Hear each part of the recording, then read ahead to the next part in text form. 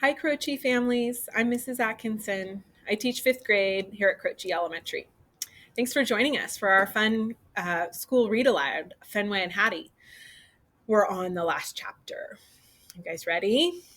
Let's get started. Chapter 20. The next morning, we head out to walk, but something's different. Instead of turning up the street as usual, Hattie and Food Lady go in the opposite direction. Is this the way to the dog park? My nose gets busy sniffing for clues, and right away I find some. In the grassy park next door, I smell golden retriever and another breed I can't quite identify. Goldie? Patches? Is this where they live? My tail starts going berserk, and with good reason. Hattie and Food Lady turn into the front walkway. I pull them toward the house. The door opens, and out steps Muffin Lady and Angel. And more good news, Goldie and Patches on leashes. Wowee, my whole body wiggles with excitement. Sup, ladies, I say. Our noses and tails go wild with friendly greetings. I almost can't believe it, Goldie says as we bound down the porch steps. Angel's coming on a walk with us after all this time. I'm so full of hope, Patches says in her lovely voice. Maybe our precious Angel isn't lost to us after all. Never lose hope, I say proudly. I didn't, and now I have my Hattie back. What could have happened? Goldie says.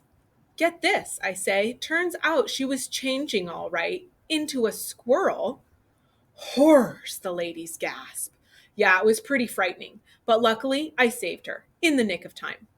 You saved her? Goldie says. What did you do? Patches says. It was nothing, just doing my job.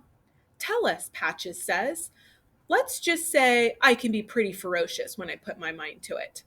Goldie looks like she wants to disagree, but thinks better of it. Wow. Fenway, Patches says in her loveliest, most admiring voice, you're a hero. Aw, shucks. The humans get busy yapping as we head into the street. Goldie and Patches do not think this is a bad idea, and I confess I'm getting used to it. The humans turn and go in our usual direction. I hope the ladies don't think we're headed somewhere. I'm tempted to tell them the bad news, that we're not going anywhere cool like the dog park, but I don't want to spoil our perfect day. As we stroll up the street, I can't help thinking this is the way it should be. Walking together like a family. We're in the zone, ears back, eyes straight ahead, except for the humans who are chatting, not looking where they are going and dragging on the leash. In other words, not behaving at all. But somehow, it's okay. When we pass by the grassy park with the perfectly still dog, he's still there. Ears perked high, gaze fixed, carrying the same flowers in the exact same spot, like he's never even moved. What do you suppose is his deal? I ask the ladies. What? They both say at the same time. Him. I cock my head toward the perfectly still dog. Goldie and Patches exchange glances. They must be as perplexed as I am. Patches looks like she wants to say something, but doesn't. Then Goldie says, Fenway, you've got an interesting way of looking at things. Thanks, I guess. We pass a few more grassy parks, trees, and bushes, then stop at a driveway where a lady human is rubbing sudsy water on a car. Food Lady and Muffin Lady chat with her while a short human skips across the grass, her black, silky hair bouncing behind her. She plops beside me and strokes my head. Aw, she coos, puppy. Clearly, this short human appreciates a handsome dog. I lick her cheek, and she giggles. She smells like glitter and glue. She smiles at the short humans. Zara, she says. Hattie nudges Angel, her eyes wide. She smells like she's getting an idea. Farther up the street, my ears pick up a familiar sound. Tinky, tinky, tinkatoo. That musical truck. It's headed straight for us. Hattie and Angel must recognize it too, because their energy surges. They hold out their hands to the tall humans who give them flimsy little papers.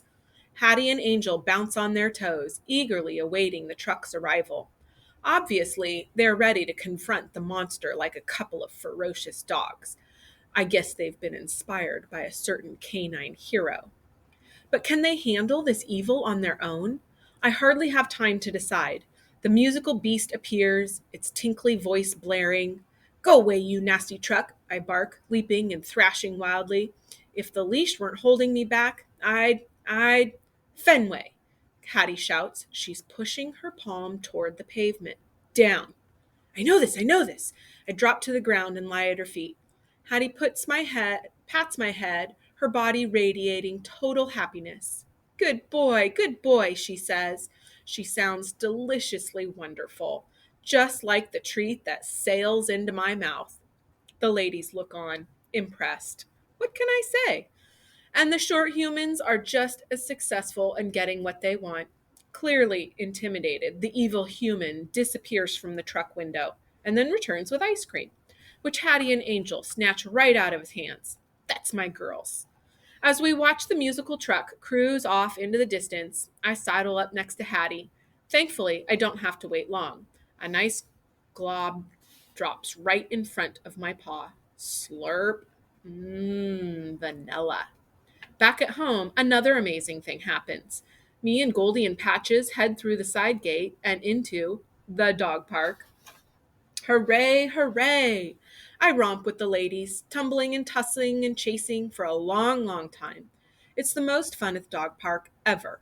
Eventually, we flop down in the cool grass for a rest. I lay my head next to Patches. She licks my nose.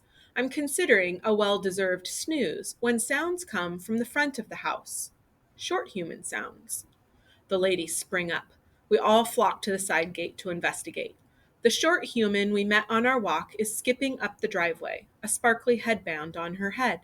Hattie and Angel are rushing to greet her. Zara, they cry. Hattie's waving. She's holding the jump rope. Hattie hands one end of the jump rope to Zara. Angel goes to take the other, but then shakes her head, a huge grin spreading across her face. Hattie's eyebrows arch, but then she starts grinning too. She and Zara grip the handles and stand far apart. Soon the jump rope is turning and slapping the pavement in a steady beat. Hattie begins chanting for us in a sing-song rhythm. The others chant along with her. The jump rope circles over, around, and under a very happy Angel, again and again and again. Angel hops up and down, grinning widely as the jump rope turns and slaps the driveway. Aha, Patches says, so it's a game. I cock my head. What do you mean? Angel's been hopping over a rope like that for days and days, Goldie explains. We couldn't figure out why, Patches says. Goldie's fur prickles. Maybe you couldn't. I always knew it was a game. As I recall, you were just as puzzled as I was, Patches says. Says Goldie. A happy squeal directs our focus back to the gate. We watch the jumping, chanting short humans for a while. Then Goldie snatches a stick and takes off. Me and Patches chase her around the dog park. When it's dark outside, I finally have Hattie all to myself. I'm cuddled in her soft and cozy bed. She kisses my brown paw, then my white paw. She showers my neck with kisses. I slobber her cheek, and she giggles. Hattie brushes my fur and sings, best buddies, best buddies. It's the happiest moment ever. Me and my Hattie are together forever, and nothing can come between us. Sighing with contentment, I close my eyes, and then I'm sprawled out in the soft and cozy grass. There we go. Sorry, my screen froze. All right. Chipper chatter squawk. An evil squirrel climbs over the fence, his sharp, drooly fangs glistening in the moonlight. I sprint after him. Chipper chatter squawk. It's called a dog park for a reason, I bark. He scurries toward the back fence, where Hattie is crouched down in the grass, her arms open wide. Watch out, Hattie, I bark. But it's too late. That evil squirrel jumps right into her arms. Aw, she coos, caressing his bristly fur. He chippers softly and snuggles against her neck. No, no, somebody please tell me Hattie's not actually cuddling that nasty creature. He looks back and glares at me. He opens his mouth. Crack! Boom, kaboom. Whoa, that's one loud squirrel. My eyelids pop open. Phew!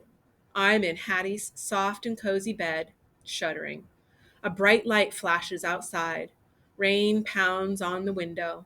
This cannot be good. Hattie's clutching the used to be bear.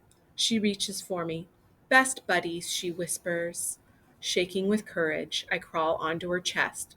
I nuzzle again the used to be bear. Hattie strokes my back. Making Hattie happy is a big job, but luckily, I'm a professional. Did that end the way you thought it would? That was a pretty fun book. I enjoyed reading it. So, at the back of our books, we have a sneak peek at Fenway's next adventure titled The Evil Bunny Gang. And there's even the first few chapters there. So, if you liked Fenway and Hattie, maybe you could look for the next book. Enjoy the rest of your day, friends.